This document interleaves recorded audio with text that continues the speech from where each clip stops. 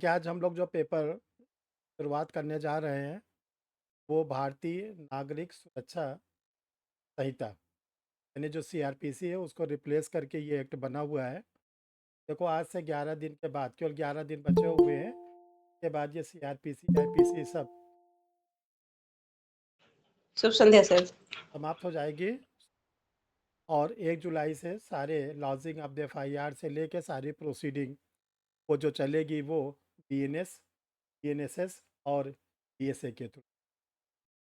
जो cases already पहले से पेंडिंग है, कोर्ट में चल रहे हैं, वो अभी चलेंगे ओल्ड एक्ट से। तो ये चीज़ ध्यान रखना, जो ऑलरेडी एफआईआर हो चुकी है, जो अंडर ट्रायल हैं या जो अंडर अपील है, अंडर रिवीजन है, यानी शुभ कि जो संध्या सर जी। जो पहले से केसेस पेंडिंग हैं, वो सारे केसेस जो चलेंगे वो चलेंगे अपने ओल्ड एक्ट से। ठीक है। और 1 जुलाई से अगर कोई क्राइम होता है, कोई कंप्लेंट फाइल करना है, आप लोग को कंप्लेंट फाइल करेंगे बीएनएसएस के थ्रू। अगर लॉजिंग ऑफ द एफआईआर है, वो सीआर जो बीएनएसएस की सेक्शन नंबर 173 सब क्लास 2 है उस। ठीक है। तो हम लोग अब स्टार्ट करेंगे आज का जो एक्ट है हम लोग का, बीएनएसएस। देखो, इस एक्ट का जो पूरा नाम है द भारतीय नागरिक सुरक्षा संहिता 2000। ये जो एक्ट है, ये सीरियल नंबर है 46 ऑफ 2023। 2023 में सीरियल से 3 एक्ट बने थे, 45, 46, 47। जो 45 था वो हम लोग को बीएनएस के रूप में मिला। जो 46 है सीरियल नंबर, वो बीएनएसएस के थ्रू मिला। और जो 47 है वो बीएसए के फॉर्म में मिला। तीनों एक्ट एक ही समय में पास हुए थे, सीरियल नंबर तीनों का अलग अलग। 45 बीएनएस का, 46 बीएनएसएस का, 47 बीएसए का। देखिए, जो ये हम लोग बीएनएसएस पढ़ रहे हैं, आदत डालिए बोलने की और बिल्कुल क्लियर प्रोनाउंसिएशन बोलिएगा, क्योंकि देखो, बीएनएस और बीएनएसएस में एक एस का बस केवल फ़र्क है। अगर आप बीएनएस बोलोगे तो वो आईपीसी वाला माना जाए, अगर आप बीएनएसएस बोलोगे तो वो सीआरपीसी वाला माना। तो प्रोनाउंसिएशन बिल्कुल सही निकालना, बीएनएसएस। तो जो ये बीएनएसएस है, जो सीआरपीसी को रिप्लेस करके बिना, देखो इसका हिस्टोरिकल बैकग्राउंड क्या है। पहली बार ब्रिटिश पीरियड में, पहली बार ब्रिटिश पीरियड में जो हम लोग का क्रिमिनल लॉ बना, वो था 1890, 1898। उसको हमारी जो गवर्नमेंट है, गवर्नमेंट ऑफ इंडिया, भारत सरकार थी, स्वतंत्रता के बाद गवर्नमेंट ऑफ इंडिया ने उस एक्ट को रिप्लेस किया और एक नया एक्ट बनाया जो सीआरपीसी 1973 के नाम से। तो आज भी वो उसका एग्जिस्टेंस है 30 जून तक। लेकिन अब की बार जो बना वो 1973 को रिप्लेस किया गया है और रिप्लेस करके जो बना 2020 का बीएनएसएस। तो एक आप लोग को कंपैरेटिव स्टडी हम पढ़ाते हैं, फिर इसके बाद आगे हम लोग बढ़ते हैं। तो देखो, जब पहली बार 1898 में, 1898 में पहली बार क्रिमिनल लॉ बनाया गया था सीआरपीसी के नाम से, तो उसमें 565, 565 सेक्शन, 46 चैप्टर्स, 46 चैप्टर्स थे और 5 उसमें शेड्यूल्स थे। जो 1898 में लोग की सीआरपीसी बनी थी, जिसका अब कोई एग्जिस्टेंस नहीं है, उसका जो क्लासिफिकेशन है 565 धारा, 46 चैप्टर्स और 5 शेड्यूल्स।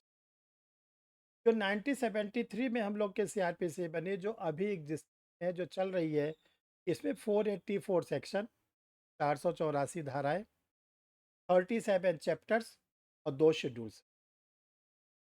जो अब हम लोग पढ़ने जा रहे हैं, जो अब हम लोग को 1 जुलाई से आगे के लिए उसको याद रखना, उसका जो क्लासिफिकेशन है 531, 531 धाराएं, 39 चैप्टर्स, 39 चैप्टर, 2 शेड्यूल्स, 2 शेड्यूल्स।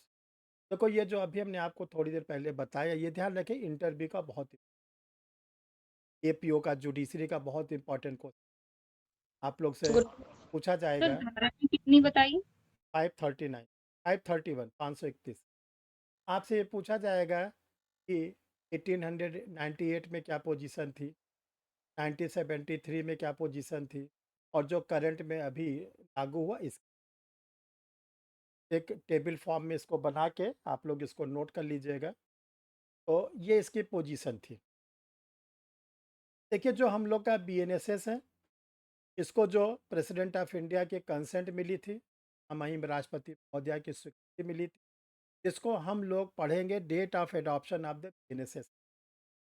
यानी कि जो बीएनएसएस की ग्रहण करने की तिथि है, डेट ऑफ एडॉप्शन है, वो है 25 दिसंबर 2000, 25/12/2000। तो हम लोग पढ़ेंगे date of adoption of BNSS. और जो डेट ऑफ इन्फोर्समेंट है, लागू होने की तिथि है, प्रवर्तन की तिथि है, वो 1/7/2024, 1/7/2024। देखो, क्वेश्चन पूछा जा सकता है आपसे कि जब ये दिसंबर में स्वीकार कर लिया गया था, एडॉप्ट कर लिया गया था, तो दिसंबर से ये 7 महीने के बाद इसको लागू क्यों, कोर्स क्यों किया? तो आपका आंसर रहेगा, ये सब अपने इंटरव्यू की कॉपी में सब लिख लेना। तो आप आंसर ये देना कि जो ये क्रिमिनल लॉ है, इससे कोई एक लोग नहीं जुड़े हैं। ऐसा नहीं केवल इससे स्टूडेंट ही जुड़े, इससे जजेस जुड़े हैं, इससे जो एडवोकेट होते हैं, चाहे वो पब्लिक प्रोसिक्यूटर हो, चाहे वो प्राइवेट एडवोकेट हो, वो जुड़े हुए हैं। इससे पुलिस ऑफिसर जुड़े हुए, इससे जितनी भी जांच एजेंसियां हैं, चाहे वो सीबीआई हो, चाहे वो ईडी हो, सब इससे लॉ के टीचर जुड़े हैं, इससे जो होते हैं स्टूडेंट जुड़े हुए हैं। यानी कि इतने लोग इस कानून से जुड़े होते हैं। तो और तीन के तीनों को पूरा का पूरा बदल दिया गया। तो ये कहा गया कि पुलिस ऑफिसर को पहले ट्रेनिंग दिया जाए, उनको समझने का मौका दिया जाए, अब आपको कैसे वर्किंग करनी है। जो पब्लिक प्रोसिक्यूटर है, उनकी ट्रेनिंग कराया जाए, उनको बताया जाए, उनको समझाया जाए। जो जजेस हैं, उनका रिफ्रेशर कोर्स चलाया जाए, ताकि उनको भी सब मालूम चल जाए। इसके बाद जो आम जनता है, उसमें सबको रख लो, उनके लिए बेयर एक्ट पब्लिश कर दिया। उनके लिए बेयर एक्ट पब्लिश कर दिया गया कि आप लोग, ये बेयर एक्ट पब्लिश हो गया है, अब आप लोग अपने को अपडेट कर लो कि कैसे कैसे अब आप लोग को इसमें प्रोसीडिंग। तो जो एडवोकेट है वो पढ़ना शुरू कर, जो लॉ के प्रोफेसर है पढ़ना शुरू कर दिए, और जो लोग इससे जुड़े हुए थे, सब ने अपनी स्टडी को स्टार्ट कर दिया। इसलिए इसको 7 महीने के बाद इन्फोर्स किया, ताकि सब लोग अपडेट हो जाए। ठीक, ये आपका आंसर होगा कि इतने टाइम लंबे ड्यूरेशन तक, 7 महीने तक इसको क्यों रोके रखा गया। तो आप बताइएगा कि इतने लोग इससे जुड़े थे, सब लोगों को अपडेट होना था। इसके साथ साथ जो कंप्यूटर होता है, जिस पे लॉजिंग ऑफ द एफआईआर होता है, मास्टर कंप्यूटर होता है, इलेक्ट्रॉनिक इंस्ट्रूमेंट होते हैं, सबको अपग्रेड किया, ताकि 1 जुलाई से जो लॉजिंग ऑफ द एफआईआर हो, वो सीआरपीसी के 170 होना शुरू, अपडेट किया गया सब। इसीलिए इतने लंबे ड्यूरेशन तक इसको क्या किया गया, लागू नहीं किया। प्लस इसके साथ साथ क्या है कि बीच बीच में आपने देखा ढेर सारे इसमें लिटिगेशन आया, रिट आई, मुकदमेबाजी हुई। ये तो सुप्रीम कोर्ट ने एक अंतिम, जिसको कहते हैं, विराम लगा। सुप्रीम कोर्ट ने जो लास्ट की पीआईएल फाइल हुई थी, उसमें सुप्रीम कोर्ट ने पिटिशनर से केवल 2 शब्द पूछे, आप अपने पिटीशन को वापस लोगे, या सुनने के बाद, रिजेक्ट करने के बाद, मैं आप पर जब क्या करूँगा, डैमेजेस लगाऊंगा, तब आपको पता चलेगा। या तो आप चुपचाप वापस ले लो, तो मैं आपके ऊपर कोई डैमेजेस नहीं लगाऊं। लेकिन अगर आप वापस नहीं करते, आप आर्गुमेंट करते हैं, मेरे द्वारा खारिज करने के बाद आप पे डैमेजेस लगाए। तो जो पिटिशनर थे, उन्होंने कहा नहीं, मैं कुछ बहस नहीं करूंगा, मुझे, मैं वापस ले ले। यानी कि सुप्रीम कोर्ट ने इसको पूरा का पूरा इसके बाद जो लॉ मिनिस्टर है, आज ही के वीडियो में हमने आप लोग को भेजा है कि जो राम लॉ मिनिस्टर है अर्जुन राम मेघवाल, उन्होंने भी पूरा स्टेटमेंट दे दिया 1 जुलाई से तीनों एक्ट लागू होने। ठीक। तो लिटिगेशन प्लस लोगों को ट्रेंड करना, इसीलिए 7 महीने का समय लगा। ये आप अपने इंटरव्यू में बताने का पूरा तैयार रहिएगा, इसका आंसर दी। अब देखिए जो ये हम लोगों का बीएनएसएस बनकर सामने आया, इसमें 39 चैप्टर्स, 39। इसको आप 39 मत याद करो, तो आप याद करो 2 + 37, 2 + 37, 2 + 37 भी तो 39 होता है, 2 + 37 भी 39 होता है कि नहीं होता? लेकिन जी। आप इसको इसलिए याद करो, जैसे हमने सीआरपीसी में आप लोग को याद कराया था कि सीआरपीसी में 37 चैप्टर्स थे, उसको हमने 2 + 35 के नाम से आपको याद कराया। आज इसको आप लोग याद करो 2 + 37। जब ऐसे याद करोगे तो कैसे क्या फ़ायदा होगा? देखो जो पूरा 39 चैप्टर्स है, इसमें से दो चैप्टर जो इसके हैं वो सब्सटेंटिव नेचर के, वो मौलिक रूप में है, सारवान विधि। बाकी जो इसके 37 चैप्टर रिमेनिंग है वो पूरा का पूरा प्रोसीजर। जो सीआरपीसी में भी 2 चैप्टर सब्सटेंटिव थे, सीआरपीसी में भी जो 37 चैप्टर में 2 चैप्टर सब्सटेंटिव थे, चैप्टर नंबर 9, चैप्टर नंबर 11, ये सीआरपीसी के सब्सटेंटिव नेचर वाले चैप्टर हैं। जो नई बीएनएस है इसमें अब इसका नाम हो गया चैप्टर नंबर 10, जो चैप्टर नंबर 10 है बीएनएसएस का, और चैप्टर नंबर 12 है ये सब्सटेंटिव नेचर का है। चैप्टर नंबर 10 कहता है मेंटेनेंस, भरण पोषण। जो चैप्टर नंबर 12 है preventive action of the police, यानी पुलिस द्वारा निवारक कार्य। ये दोनों के दोनों चैप्टर जो बीएनएसएस के सेक्शन चैप्टर नंबर 10 और चैप्टर नंबर 12 है, ये ऑलरेडी सीआरपीसी थे और उनका चैप्टर था 9 और 11। देखो जो ये 2 चैप्टर्स हैं, ये भरण पोषण है, पुलिस का निवारक कार्य है। अगर ये सब्सटेंटिव नेचर के हैं, मेंटेनेंस अगर सब्सटेंटिव नेचर का है, तो इसका प्रोसीजर क्या है? अगर जो भरण पोषण है ये मौलिक विधि है, तो इसका प्रक्रियात्मक विधि प्रोसीजर ला क्या? तो आप बताएगा बीएनएसएस। सीआरपीसी, क्या ये बीएनएसएस, एनएसएस? क्यों? मेंटेनेंस का जो सूट होता है वो कंप्लेंट फाइल में होता है, एफआईआर नहीं उसकी लॉज होती। मेंटेनेंस में कभी भी हम लॉजिंग ऑफ द एफआईआर नहीं कर सकते, तो मना है, हमको रिस्ट्रिक्शंस दिया गया है। हम करते हैं कंप्लेंट। तो हम कंप्लेंट किसके पास फाइल करते हैं? मेंटेनेंस, फर्स्ट क्लास जुडिशियल, यानी जो फर्स्ट क्लास जुडिशियल मजिस्ट्रेट है वो कौन सा है? जो बीएनएसएस में जिक्र किया गया मजिस्ट्रेटों का क्लासिफिकेशन। इसलिए ये ध्यान रखना कि chapter number 10, chapter number 12, 2 chapters BNSS के सब्सटेंटिव नेचर के, रिमेनिंग 37 चैप्टर क्या है?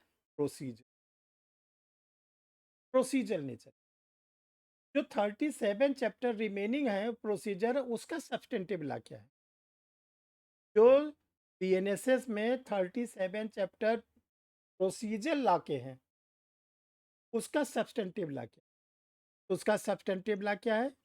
बीएनएस। बीएनएस, एनएस, इसको हम लोग पहले बोलते थे आईपीसी सब्सटेंटिव नेचर का है। आईपीसी कोई प्रोसीड किया जाता है किसमें? बीएनएसएस में। जैसे आईपीसी में आप लोग वो सारे बीएनएस में आपको लोगों को बताया गया था। बीएनएस में सेक्शन 303, बीएनएस के सेक्शन 303 क्या है? चोरी। थेफ्ट, थेफ्ट, चोरी हो गई, थेफ्ट हो गया। तो जो थेफ्ट हो गया बीएनएस में, उसकी लॉजिंग ऑफ द एफआईआर कहाँ होगी? बीएनएसएस में 173। ठीक। उसमें इन्वेस्टिगेटिंग ऑफिसर आईओ बनाया जाएगा, उसका इन्वेस्टिगेशन होगा, उसमें आईओ के द्वारा फाइनल रिपोर्ट लगाई जाएगी, उसमें आईओ के द्वारा चार्जशीट लगाई जाएगी। ये सब कहाँ मिलता है जिक्र? ये ध्यान रखिएगा, जो बीएनएसएस है इसका जो सब्सटेंटिव लॉ है वो सब्सटेंटिव लॉ क्या है? BNS। ठीक। अब देखिए जो ये 39 चैप्टर है, इसमें 2 चैप्टर, अगर आपसे पूछा जाए longest chapter of the BNSS, जो BNSS है इसका सबसे बड़ा चैप्टर कौन सा है? इसका जो सबसे बड़ा चैप्टर है, एक नहीं बल्कि 2-2 chapter, longest. Chapter number 25, chapter number 26। जो BNSS है इसका चैप्टर नंबर 25 और चैप्टर नंबर 26 सबसे ज़्यादा बड़ा है, क्योंकि दोनों में 30-30, 30-30 से। चैप्टर नंबर 25 में क्या कहा गया है? चैप्टर नंबर 25 में कहा गया है evidence in inquiry and trial, यानी कि जांच और विचारण में साक्ष्य। ये चैप्टर नंबर 25, ये सेक्शन 307 से लेकर 336, 307 से लेकर 336 बताए गए हैं, और इसमें जो टोटल नंबर ऑफ सेक्शन है वो है 3। चैप्टर नंबर 26, ये भी लॉन्गेस्ट है। इसमें क्या है? General provision as to inquiry and, जांच और विचारण के सामान्य उपबंध, सेक्शन 337 से 337 से 366, ये भी 30 सेक्शन में डिवाइड। तो देखो ये प्री का बहुत इंपॉर्टेंट क्वेश्चन है, इंटरव्यू का बहुत इंपॉर्टेंट क्वेश्चन है। आपसे एग्जाम में पूछा जा सकता है कि जो नया वाला आप लोग कोड पढ़ रहे हैं BNSS के फॉर्म में, इसके सबसे बड़े चैप्टर कौन? चैप्टर नंबर 25 दे दी एक ऑप्शन, दूसरा ऑप्शन दे दिया चैप्टर नंबर 26, ये ऑप्शन दे दिया चैप्टर नंबर 27, ये ऑप्शन दे दिया ए और बी दोनों।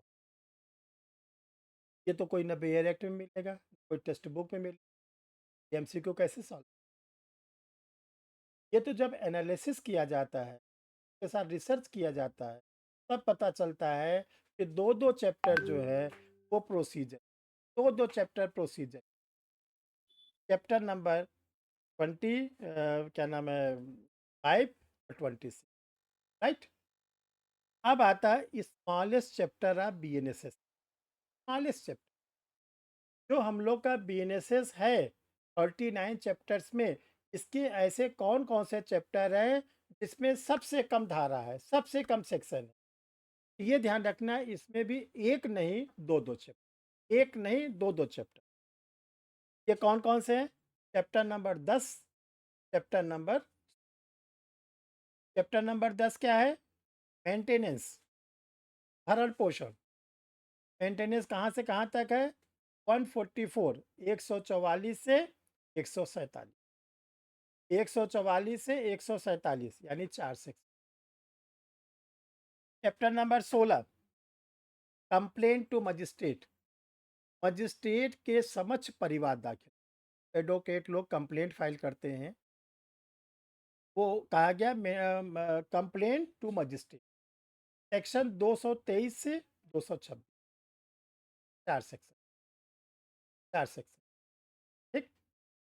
अब देखो इसको याद रखना, लॉन्गेस्ट चैप्टर है 25, 26, ईच 30 सेक्शन, प्रत्येक में 30 जो है क्या है, धारा है। स्मॉलेस्ट चैप्टर, चैप्टर नंबर 10, कितने सेक्शन है? ओनली 4, प्रत्येक में 4-4। ठीक। ये आपके नोट्स में रहना चाहिए, आपको याद होना चाहिए, ताकि एग्ज़ाम में, और ये प्री के लिए और इंटरव्यू के लिए बहुत इम्पोर्टेंट है, ये ध्यान रखिएगा। प्री के लिए और इसके लिए बहुत इम्पोर्टेंट है। ठीक। अब देखो जो हमने अभी आपको बताया कि जो हमारा BNSS है वो 39 चैप्टर्स हैं, 2 शेड्यूल, तो देखिए शेड्यूल्स क्या होता है? जैसे हम लोग कॉन्स्टिट्यूशन में पढ़ते हैं, तो कॉन्स्टिट्यूशन के शेड्यूल्स हैं संविधान में 12। 12। इसी तरह जो हम लोग का BNSS है ये 2। तो शेड्यूल्स होता क्या है? देखो शेड्यूल्स में क्या होता है, किसी भी इम्पोर्टेंट आर्टिकल्स को कॉन्स्टिट्यूशन उसको ब्रॉड किया जाता है, उसको विस्तार दिया जाता है। जैसे कॉन्स्टिट्यूशन के शेड्यूल नंबर फर्स्ट अनुसूची नंबर 1 क्या कहता है कि भारत 28 राज्य और केंद्र शासित 8 केंद्र शासित प्रदेशों का 28 राज्य का नाम, 28 राज्य की राजधानी, 28 राज्य का क्षेत्रफल, 28 राज्यों में बोले जाने वाली भाषा, 8 केंद्र शासित प्रदेशों के नाम, 8 केंद्र शासित प्रदेशों की राजधानी भाषा, ये वो मिलता है हम लोग को शेड्यूल नंबर फर्स्ट में। अब जरा बीएनएसएस में आ जाए। बीएनएसएस में दो क्या नाम है शेड्यूल्स हैं, schedule number first, schedule number. देखो जो क्राइम होता है वो कौन सा क्राइम बेलेबल ऑफेंस है, कौन सा क्राइम नॉन बेलेबल ऑफेंस है, कौन सा क्राइम कॉग्निजेबल ऑफेंस है, कौन सा क्राइम नॉन क्या नाम है कॉग्निजेबल ऑफेंस है, कौन से क्राइम का ट्रायल कौन सुनेगा, किस ऑफेंस को सेकंड क्लास मजिस्ट्रेट सुनेगा, किस ऑफेंस को फर्स्ट क्लास मजिस्ट्रेट सुनेगा, किस ऑफेंस को सीएम सुनेगा, किस ऑफेंस को सेशन जज। कैसे पता चले, ये हमको कैसे पता चलेगा कि ये जो चोरी के सेक्शन बीएनएस में है ये बेलेबल है कि नॉन बेलेबल, ये कॉग्निजेबल है कि नॉन कॉग्निजेबल, ये ट्राइबल बाई किसके द्वारा है, कैसे पता चले। फर्स्ट 303 में शेड्यूल। बीएनएस में कहीं पर दिया बीएनएसएस गया के है, शेड्यूल सर। जो बीएनएस हम लोग पढ़ते हैं उसमें कहीं पर ये जिक्र किया गया है? No, no sir. नो। नहीं। इसको क्या किया गया है कि जो हम लोग का सीआरपीसी बना था तब भी और जो बीएनएसएस बना है उसमें, इसमें जो शेड्यूल नंबर फर्स्ट है में 6 कॉलम है, 6 शेड्यूल नंबर फर्स्ट में 6 कॉलम है। पहला कॉलम है सेक्शन 18, किसके सेक्शन, बीएनएस की, बीएनएस की। और बीएनएस के कौन से सेक्शन, पनिशमेंट वाली, दंड वाली, परिभाषा वाली नहीं, पहले कॉलम। दूसरे कॉलम में ऑफेंस, यानी कि जो सेक्शन है उसका अपराध का। तीसरे में पनिशमेंट, यानी कि जो ये ऑफेंस है इसका पनिशमेंट क्या है, वो कॉलम नंबर थर्ड में दी। कॉलम नंबर फोर्थ, इसमें बताया गया कि जो ये ऑफेंस है ये बेलेबल है कि सॉरी ये कॉग्निजेबल है कि नॉन कॉग्निजेबल, यानी ये संज्ञेय है कि असंज्ञेय, ये हमको पता चलता है कॉलम नंबर 4 से। कॉलम नंबर 5, ये जो ऑफेंस है ये बेलेबल है कि नॉन बेलेबल, जमानती है कि अजमानती। Column number 6, by what court triable, कौन से न्यायालय इसको ट्रायल चलाएगा, कौन सा कोर्ट इसको ट्रायल। तो देखो जो एडवोकेट होते हैं, जजेस होते हैं, वो क्या करते हैं कि शेड्यूल फर्स्ट को देखा, उन्होंने तुरंत बोल दिया कि अरे ये तो बेलेबल ऑफ, ये नॉन कॉग्निजेबल है, इसमें पुलिस अरेस्ट नहीं करेगी। क्यों, जो एडवोकेट होते हैं या जजेस होते हैं, अभी तो सबको दिक्कत होगी कुछ दिनों तक के लिए, लेकिन जैसे जैसे टाइम बीतता जाएगा, वो चाहे पब्लिक प्रोसिक्यूटर हो, चाहे वो प्राइवेट एडवोकेट हो, चाहे वो जुडिशियल ऑफिसर्स हों, चाहे वो लॉ के टीचर हों, चाहे कंप्यूटर का स्टूडेंट हो, सबको याद आ जाएगा, ज़्यादा नहीं 5-6 महीने के बाद। तो वो क्या करते हैं, कैसे पता लगाते हैं, शेड्यूल्स को देखकर।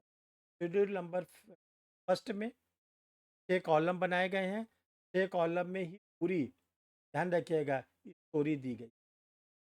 अगर 6 कॉलम को आप देखोगे तो सारे जो बीएनएस के ऑफेंस हैं उसकी पूरी स्टोरी दी गई है कि जो ये ऑफेंस है इसका नाम क्या है, इसका पनिशमेंट क्या है, ये कॉग्निजेबल है कि नॉन कॉग्निजेबल है, बेलेबल है कि नॉन बेलेबल है, सारी चीज़ आपको मिल जाती है।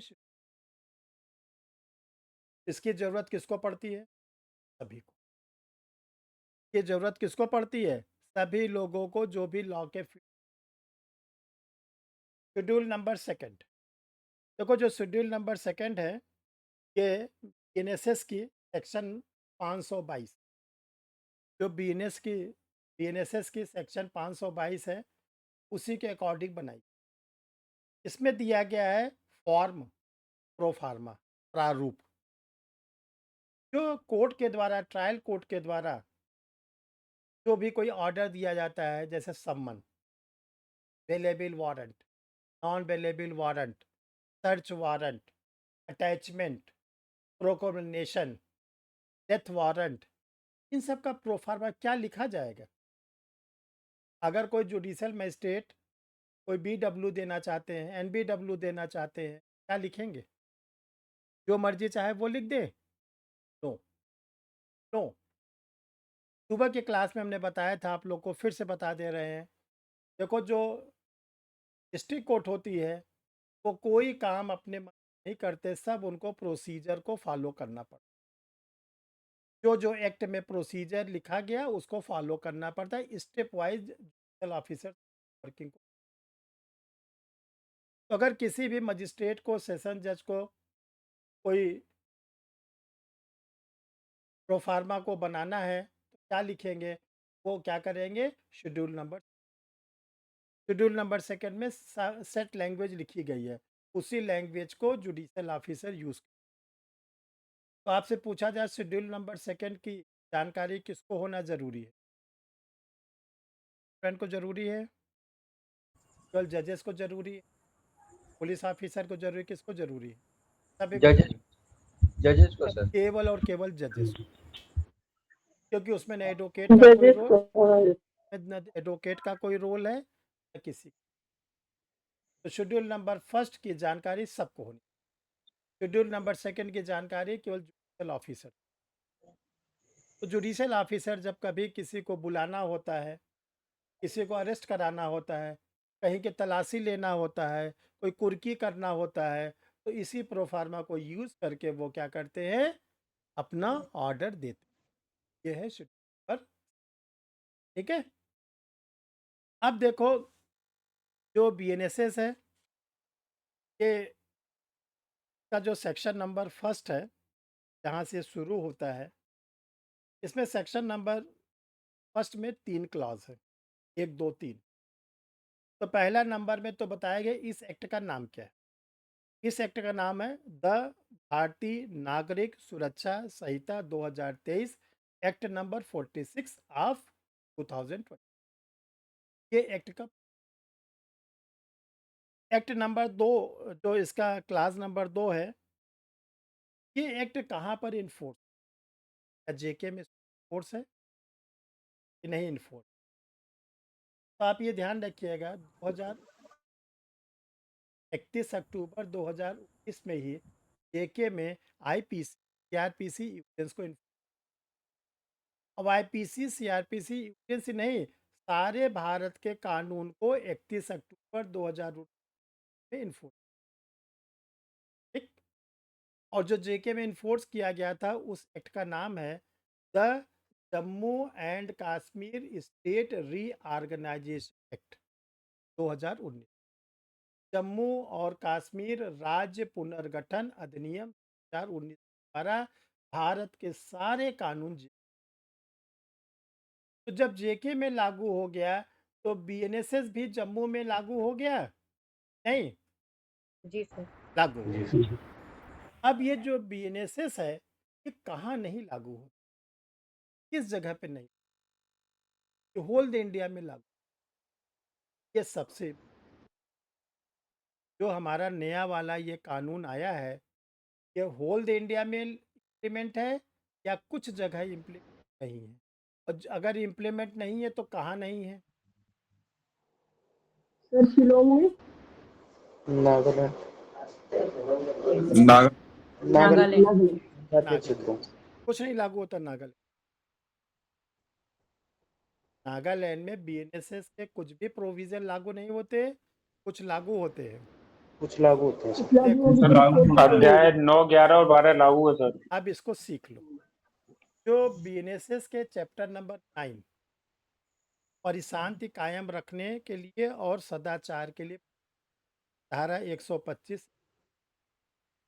नागालैंड स्टेट में लागू। Chapter number 9। चैप्टर नंबर 11 लोक व्यवस्था और प्रशांति बन, सेक्शन 148 से 167 लागू होता। चैप्टर नंबर 12 पुलिस का निवारक कार्य सेक्शन 168 से 170 लागू हो। और सुनो, इसके साथ साथ ये कहा गया है कि अगर ये नागालैंड स्टेट और जो ट्राइबल्स एरिया है, अगर वो स्टेट गवर्नमेंट चाहे तो स्टेट गवर्नमेंट क्या करे, नोटिफिकेशन जारी करके, अधिसूचना जारी करके इन बचे हुए चैप्टर को भी अपने स्टेट में लागू कर। ठीक, देखो जो सब्सटेंटिव लॉ होता है उसमें अमेंडमेंट करने की पावर किसके पास होती है? Central government. और जो प्रोसीजर लॉ होता है इसमें अमेंडमेंट करने की पावर किसके पास होती है? State government. State government. ये ध्यान रखना है, इसको सीख लो आप लोग। जो सारवान विधि होती है, सब्सटेंटिव लॉ होता है, उसमें अगर कोई अमेंडमेंट करेगा तो वो पावर केवल और केवल है सेंट्रल गवर्नमेंट, यानी कि संसद के पास, पार्लियामेंट। अगर प्रोसीजर लॉ यानी कि सीपीसी हुआ, सीआरपीसी, क्या नाम है, सीआरपीसी या बीएनएसएस हुआ या बीएसए हुआ, इसमें अमेंडमेंट की पावर, यहीं पे सेक्शन नंबर फर्स्ट का जो क्लास नंबर 2 है, इसमें ये पावर नागालैंड को दे दिया गया है कि अगर स्टेट गवर्नमेंट चाहे अपने राज्य में अमेंडमेंट करके नोटिफिकेशन निकाल के बीएनएसएस के और भी चैप्टर को अपने स्टेट में लागू कर। ये मत बोलना कि केवल 9, 11, 12 ही लागू होता। 9, 11, 12 तो मैंडेटरी है, उसको तो मानना ही मानना है। ठीक, इसके बाद उनको डिस्क्रिशनरी पावर दिया गया है, किसको? नागालैंड स्टेट को, कि आप चाहो तो नोटिफिकेशन निकाल के अमेंडमेंट करके और भी चैप्टर को लागू करा। ये इस तरह से आंसर दीजिए। ठीक, अब आता है क्लॉज नंबर 3। क्लॉज नंबर 3 है प्रवर्तन की डेट ऑफ इन्फो, जिसको हम लोग कहते हैं लागू होने की। तो इसको तो अब याद करते हैं, हम समझते हैं, सभी को याद आ गया। 1 जुलाई 2024 से ये लागू हो। अच्छा, आपसे पूछा जाए 1 जुलाई 2024 को कितने बजे से क्या टाइम बताओ?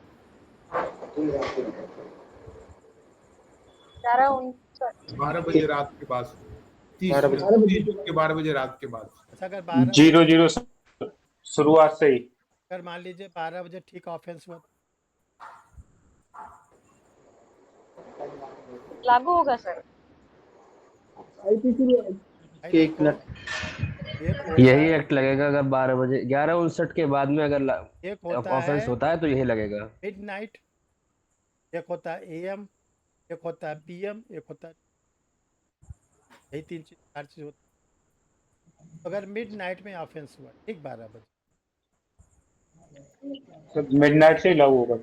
ये ध्यान रखिए 11:59 तक ये आप लोग का आई सीआरपीसी।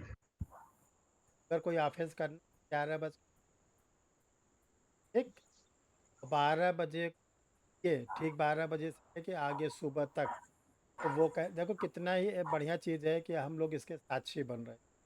ठीक है, तो 12 बजे से जो भी लॉजिंग ऑफ द एफआईआर होगी वो बीएनएसएस।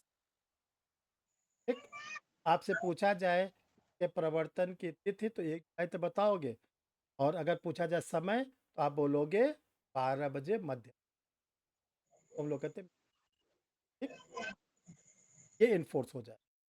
देखो, जो किसी भी एक्ट का जो सेक्शन नंबर 2 होती है, ये सबसे महत्व, धारा 2 जो होती है वो सबसे इम्पॉर्टेंट होती है। इसमें क्या होता है, परिभाषा दी रहती, डिफिनेशन दी।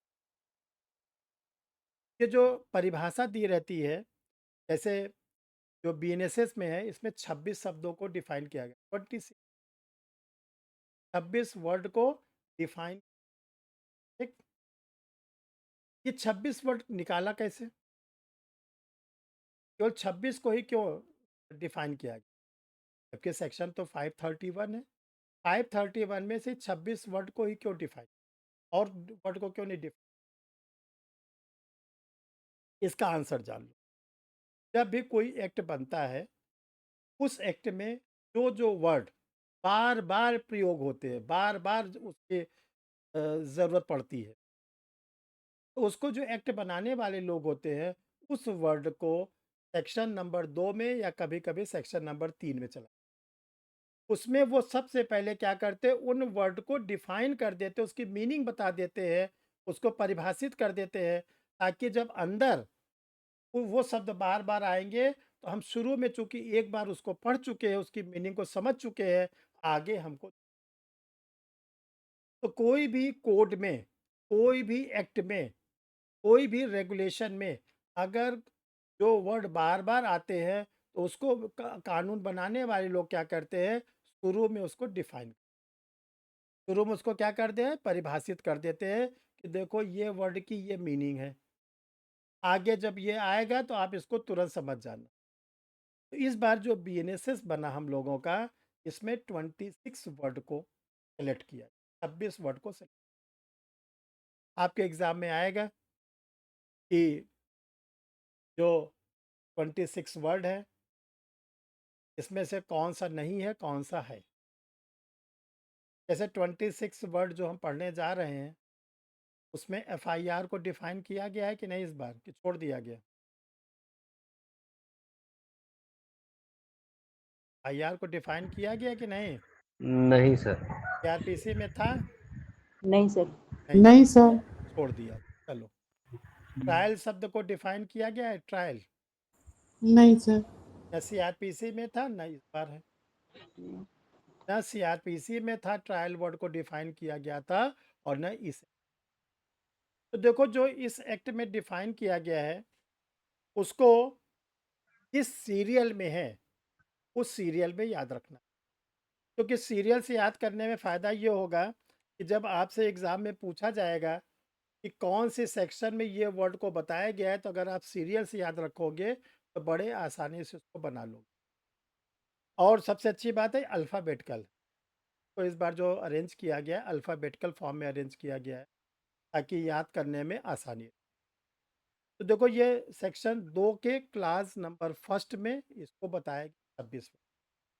सेक्शन 2 के क्लास नंबर फर्स्ट में इसको बताया गया है।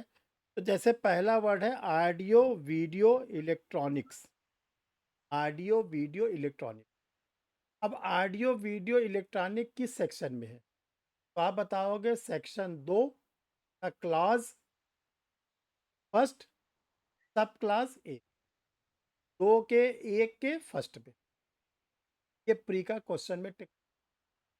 अगर आपसे पूछा जाएगा तो किस सेक्शन में, धारा 2 के जो खंड फर्स्ट है, उसके उपखंड ए में बताया गया है क्या? Electronic, audio video electronic. एक तरफ आप नंबर डालो, first second third fourth fifth, 26 से नंबर डालो, उसके बगल में उस ऑफेंस का नाम लिखिए, उसके बगल में उसकी सेक्शन लिखिए। और ये अभी बता दे रहे हैं कि आने वाले एग्जाम में इससे क्वेश्चन जरूर आए। जैसे पहले आप लोग से कॉग्निजेबल ऑफेंस पूछा जाता था, किस नॉन कॉग्निजेबल, तो वहाँ पे तो आप लोगों ने याद किया था कि ये 2L में है, वो 2M में है, ऐसे बोल लेते थे। अब यहाँ पे सेक्शन 2 का क्लास फर्स्ट का ब्रैकेट में सब क्लास, धारा 2 के खंड 1 के उपखंड में दिया गया एक एक सब। तो पहला लाइन बनेगी किसकी? Serial number. दूसरा बनेगा परिभाषा, और तीसरा बनेगा धारा। तो नंबर 1 पे ऑडियो वीडियो इलेक्ट्रॉनिक, सेक्शन में लिखो इसको आप लोग। सेक्शन 2 ब्रैकेट में फर्स्ट, ब्रैकेट में ए, और ए रहेगा स्मॉल। सेकंड बेल, जमानत। Section 2 first B. तीसरा बेलेबल ऑफेंस, जमानती अपराध, 2 ब्रैकेट में first C. Fourth bail bond, जमानत पत्र, 2(1)D, 2(1)D। पांचवा बॉन्ड, बंधपत्र, 2(1)E। Next cognisable offence, sorry charge, छठा है चार्ज, आरोप, तो एक एफ। नेक्स्ट, कॉग्निजेबल ऑफेंस, संज्ञेय अपराध, तो एक जी। कंप्लेंट, परिवाद, तो एक एच। देखो जैसे पहले कंप्लेंट आप लोग सेक्शन 2D में पढ़ते थे, अब आपको पढ़ना है तो एक एच। नेक्स्ट, अगला, इलेक्ट्रॉनिक कम्युनिकेशन, इलेक्ट्रॉनिक संसूचना, तो एक आई। नेक्स्ट, हाई कोर्ट, उच्च न्यायालय, दो एक जे।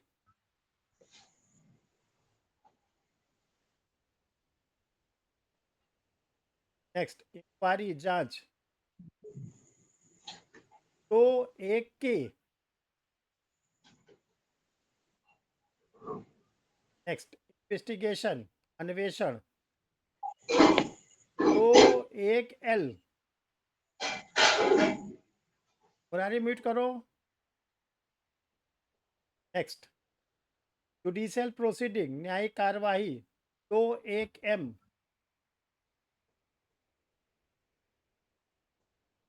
Next, local jurisdiction,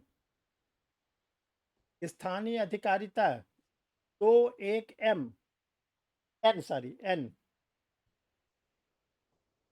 next, non cognisable offence, असंज्ञेय अपराध, तो एक ओ। नेक्स्ट, नोटिफिकेशन, अधिसूचना, तो एक P. Offence, most important offence, अपराध, तो एक Q. Next, officer in charge of police station, थाने का भार साधक अधिकारी, तो एक आर।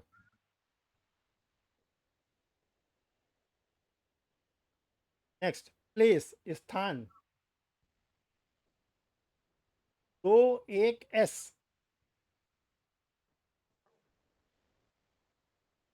नेक्स्ट, पुलिस रिपोर्ट, ये में भी पुलिस रिपोर्ट, तो एक टी। पुलिस स्टेशन, पुलिस थाना, तो एक यू, सब स्मॉल में रहेगा। नेक्स्ट, पब्लिक प्रोसिक्यूटर, लोक अभियोजक, तो एक V, V for vegetable. Subdivision, उपखंड, तो एक डब्लू। नेक्स्ट, सम्मन केस, सम्मन मामला, तो ए एक्स। विक्टिम, अगला लिखिए विक्टिम, पीड़ित, तो एक वाई।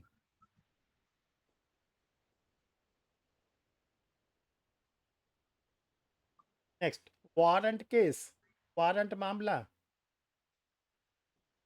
तो एक जेड। देखो ये जो अल्फ़ाबेटिकल में 26 ही वर्ड होते हैं, ये पूरे 26 वर्ड इसमें यूज़ किए गए हैं।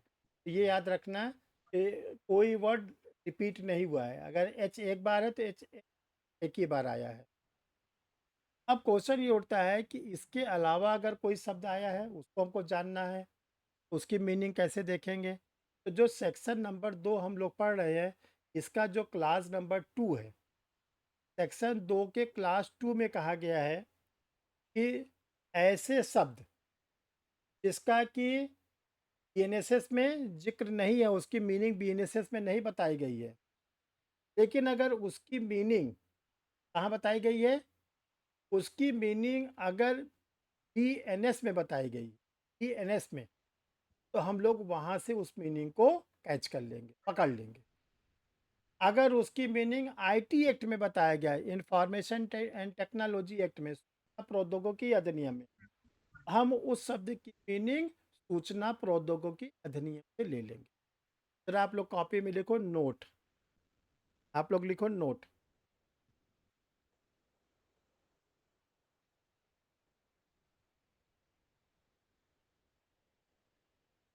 देखिए सेक्शन 2 क्लास 2 में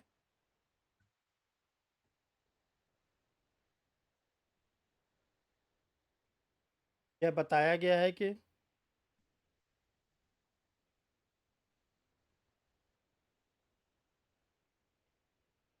ऐसे शब्द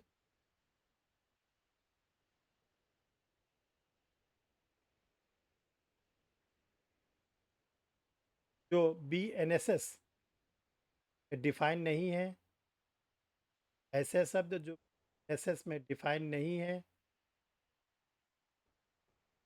लेकिन यदि वह शब्द सूचना प्रौद्योगिकी अधिनियम 2000, प्रौद्योगिकी अधिनियम 2000 IT एक्ट 2000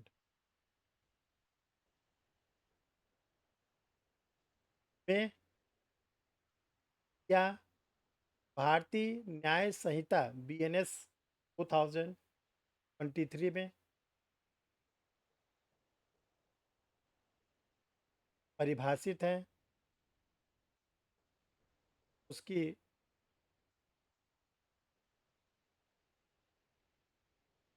परिभाषा को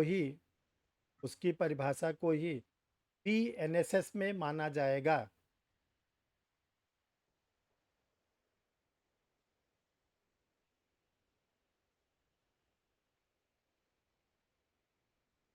थोड़ा सा याद करिए आप लोग, जब BNS आप लोग को पढ़ा रहे थे तो वहाँ पर भी ये शब्द यूज़ हुआ था कि जो BNS में वर्ड नहीं डिफाइन है, लेकिन अगर वो वर्ड IT एक्ट में डिफाइन है या BNSS में डिफाइन है, BNSS में डिफाइन है, तो वो वर्ड को निकाल कर हम लोग क्या करेंगे, BNS में ले लेंगे। देखो इसका मतलब समझ जाओ पहले आप लोग, जो हम लोग का BNS है, BNS IPC वाला, अगर उसमें कोई ऐसा वर्ड है जो BNS में डिफाइन नहीं है, लेकिन अगर वो वर्ड BNSS में डिफाइन है या IT एक्ट में डिफाइन है, तो उसको हम BNS में ले लेंगे। समझ में आया आप लोग को? आज क्या कहा जा रहा है आपको?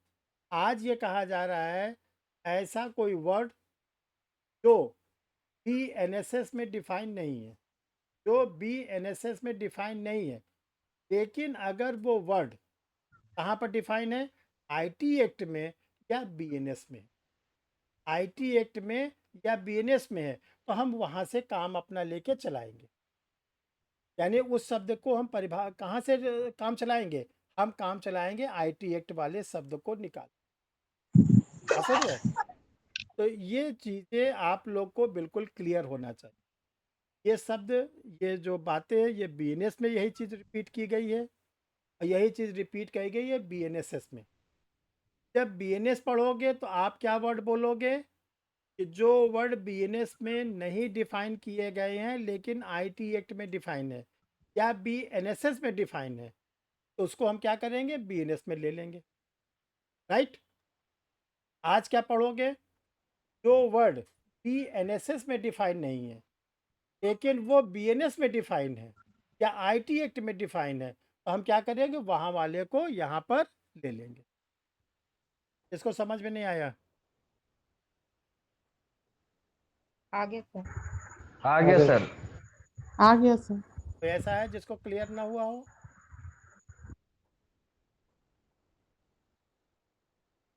यस बोलो, नहीं हो जाओ। आ गया सर। ठीक है ना? ये चीज़ें नया बात अब इस बार लाया गया है कि वैसे तो उनका कहना है कि नए एक्ट में हमने सब बता दिया है, लेकिन अगर कोई वर्ड आपको लगता है कि इसकी में नहीं मिल रही है, लेकिन वो केवल 2 ही जगह होना चाहिए, तीसरा वाला नहीं यूज़ करोगे। या तो IT एक्ट में डिफाइन हो या BNS में डिफाइन, तब हम काम चलाएंगे BNSS में। अगर BNS में काम चलाना है तो वहाँ पे क्या देखेंगे, आईटी एक्ट या बीएनएसएस देखेंगे। यानी जो एक्ट पढ़ रहे हैं उसका छोड़ के दूसरा वाला। अगर बीएनएस में काम चलाना है तो बीएनएसएस को देखेंगे, अगर बीएनएसएस में काम चलाना है तो बीएनएस को देखेंगे। और रही बात आईटी एक्ट, वो क्या है, कांस्टेंट है। आईटी एक्ट कांस्टेंट है। आईटी एक्ट को, इंफॉर्मेशन टेक्नोलॉजी एक्ट को बीएनएस में भी यूज़ करोगे और बीएनएसएस में भी। ठीक है, ये इसलिए बना दिया गया कि जो हम लोग का इसके पहले का वो क्या नाम है बना था आरपीसी, वो लगभग 50 वर्ष, और इतना ज़्यादा उसमें अमेंडमेंट 1973 में तो हम लोग पढ़ते थे। फिर उसके बाद 2005 का अमेंडमेंट, 2006 का अमेंडमेंट, 2018 का अमेंडमेंट। तो होता क्या था, आप लोग पढ़ते थे सेक्शन 2ZA, सेक्शन 2ZZ, इतने ज़्यादा कॉम्प्लिकेशन थे। तो उन्होंने क्या किया, सारे सब सेक्शन को हटाया, उन्होंने डिफाइन कर दिया 26 वर्ड में, और हम लोग के लिए एक रास्ता भी खोल दिया। क्या रास्ता खोल दिया, इस 26 शब्द के अलावा, इस 26 शब्द के अलावा भी अगर आपको कोई शब्द मिलता है बीएनएसएस में, आपको उसकी मीनिंग नहीं क्लियर हो रही है, आईटी एक्ट में अगर दिया गया, इंफॉर्मेशन टेक्नोलॉजी एक्ट में, तो आप उसको ले लो। और वो क्या है, एडमिसिबल है। वो क्या है, एडमिसिबल है, ग्राह्य है। अगर आपको वो वर्ड की बीएनएसएस में मिलता है तो बीएनएस वाला ले लो, वो भी एडमिसिबल है। ठीक है, ये चीज़ें बनाई गई है ताकि कोई ज़्यादा डिस्प्यूट उत्पन्न ना हो। बात समझ में आ गई आप लोग को, ये इसलिए बनाया गया है।